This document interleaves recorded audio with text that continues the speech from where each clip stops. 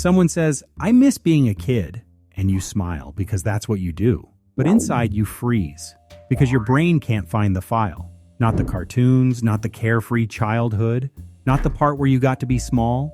You were the kid who listened for the front door. You were someone who could read the room and feel the mood in the hallway before you saw a face. Who knew when to be quiet, when to be helpful, and when to disappear. You learned to read adults the way other kids learned to read comics. You were the one who reminded people of appointments, who turned off lights, who carried worry like a backpack. You didn't have chores. You had a role early. So now you're mature. You're responsible. You're the one everyone leans on. You aren't old for no reason. And no, you aren't boring either. It's just that you grew up fast because your nervous system was trained to.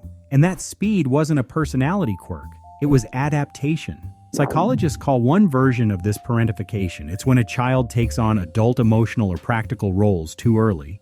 It's like being handed the keys to a car before your feet can reach the pedals, then being blamed for driving cautiously forever. So if you grew up too fast, you're usually one of three types. Type 1. You didn't learn to be observant. You were always observant. While people your age drifted, you were already 3 moves ahead. Your brain loves patterns and planning, so even as a kid you liked lists, systems, rules that make sense. You grew up fast, not because you had to, but because structure settles your bones. And make no mistake, you don't do this because you are afraid. You do it because you are seeing the world with absolute clarity. Type 2. You didn't grow up fast because you wanted to. You grew up fast because someone needed you. You became the peacemaker, the second parent, the tiny therapist. So your brain learned, if I stay alert, well, the house stays stable. That's hypervigilance dressed up as being responsible. You overfunction, you anticipate needs, you feel guilty resting. And when someone else is upset, your body rushes to fix it like it's a fire alarm. Type 3. You carried the weight of the world before your shoulders were broad enough to hold it, but now you are dismantling the belief that hyperindependence is a virtue. You realize that your need to fix everything is actually a trauma response, not a personality trait. You stop engaging with people who require you to be their parent. You start choosing people who are capable of being your equal. You learn the hardest lesson of all, that the world will not end if you rest.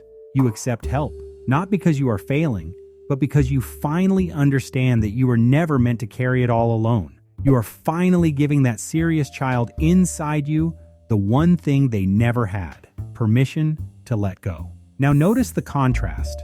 Society thinks adulthood is freedom. Be young, be carefree. It'll work out. Your internal world runs different math. You can see consequences before they happen. You don't relax into uncertainty. You scan, you plan, you carry the invisible checklist that keeps everyone okay. But here's the hard question. Are you responsible because it brings you peace? Or because you don't feel safe unless you're useful? If you can't ask for help, if you feel panic when things aren't controlled, if you keep choosing people who take more than they give, that isn't maturity. That's a childhood job you never clocked out of. You didn't lose your childhood because you were defective. You lost it because your environment demanded adult skills early, and you learned them brilliantly. Show some love to yourself and take care of yourself. Comment: when did you first start feeling like the grown-up? And if you want more psychology that decodes your habits, hit subscribe. It directly supports the channel and helps us create more videos like this for you.